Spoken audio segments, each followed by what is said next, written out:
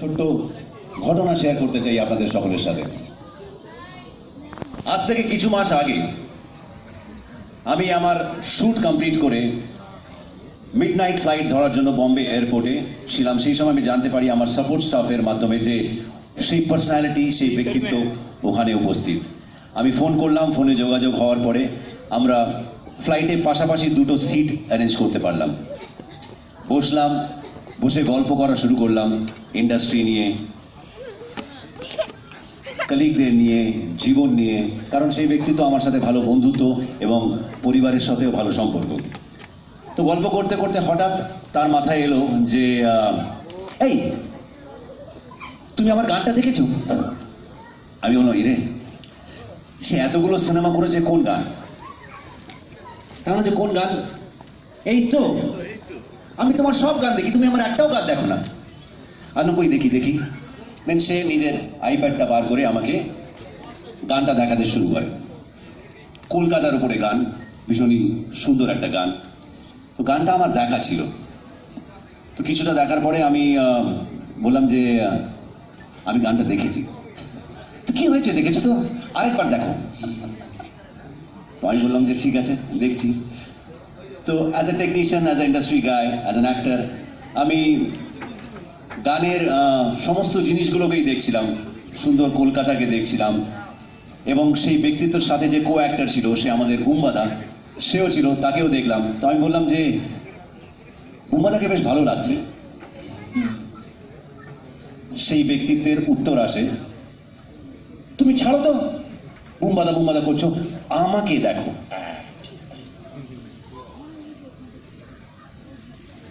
তো আপনি মাঝখানে কেন বলছেন? আপনার সাথে কথা হচ্ছে না, আমি দর্শকদের সাথে কথা বলছি। তো আমি শিওর যে সেই জায়গাটায়, বুম্বাদার জায়গায় জিৎ দেব, আমার নাম বলার আগে এরকম সাউন্ড, এনিওয়ে, জিৎ দেব বা লিওনার্ডো ডিক্যাপ্রিও যদি থাকতো বা টম ক্রুজও যদি থাকতো, উত্তরটা সেমই থাকতো যে আমার দিকে তাকাও। কারণ আমি বিশ্বাস করি যে যে কোনো অভিনেতা সে তখনই বড় অভিনেতা হতে পারে তার যদি সেলফ অ্যাডমিরেশন থাকে। আর সেই সেলফ অ্যাডমিরেশন যদি ওই পর্যায়ে থাকে, তাহলেই সে ইন্ডাস্ট্রিতে 2 দশকের বেশি কাজ করে থাকতে পারে। তো সেই 2 দশকের থেকেও বেশি কাজ করেছে আমাদের সকলের প্রিয়, beautiful, courageous, bold, talented, multi talented, evergreen Rituparna Sengupta. আজ আমি এখানে উপস্থিত হয়েছি ঋতুপর্ণা সেনগুপ্তাকে নিজের 2 দশকের বেশি পূর্ণ করার জন্য, ইন্ডাস্ট্রিতে ফেলিসিটেট করার জন্য। এবং Rituparna Sengupta not only as an actor contribute করেছে ইন্ডাস্ট্রিতে বা সিনেমাকে, অ্যাজ এ হিউম্যান অলসো অনেক কিছু কন্ট্রিবিউট করেছে। সে একজন উমেনহুডের একজন example.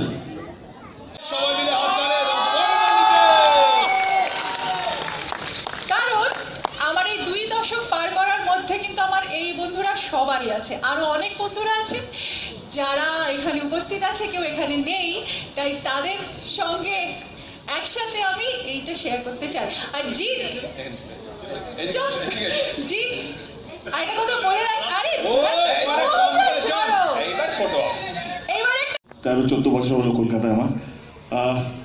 One of the actress যে যার সঙ্গে সত্যি কাজ করার ইচ্ছে খুবই আছে, এখনো আছে definitely, and I think she is the living legend. যেইভাবে একা, কারণ আমি ঋতুদির সঙ্গে সেরকমভাবে বন্ধুত্ব নেই, বাট অ্যাকচুয়ালি অনেক সময় এরকম হয়েছিল, আমরা আমাদের কথা শেয়ার করেছিলাম। She is a real fighter, মানে শব্দ ফাইটারটা যদি ডিফাইন করতে পারে আজকের যুগে মঞ্চে দাঁড়িয়ে যদি কেউ করতে পারে, সেটা হচ্ছে ঋতুদি। And you like you are a inspiration for so many people, at least people like me, কে যেখানে সব চলে গেছে তবু ওই ইচ্ছেটা আছে কি না বস আমাকে থাকতে হবে, আমাকে ইন্সপায়ার করতে হবে, আমাকে মোটিভেট করতে হবে। তার জন্য ঋতুদি আজকে এই পুরস্কারটা পাচ্ছে। We are very proud to be a part of this stage. In fact আমাদের একটা ছবি হওয়ারও কথা ছিল, ঋতুদা আমাদেরকে নিয়ে একটা ছবি প্ল্যান করেছিল, অসম্ভব ভালো একটা স্ক্রিপ্ট ছিল, সমস্ত কিছু রেডি ছিল, বাট হবে হবে হবে বসের সাথেও হবে। बॉस 3 में आप बॉस 2 में तो ले ही सकते थे ना।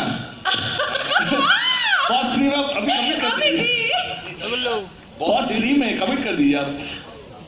বলো না জি বস 3 তে ঋতু আমার আমাদের তো সাথে বন্ধু। থাকছে আজকে নট হয়ে গেছে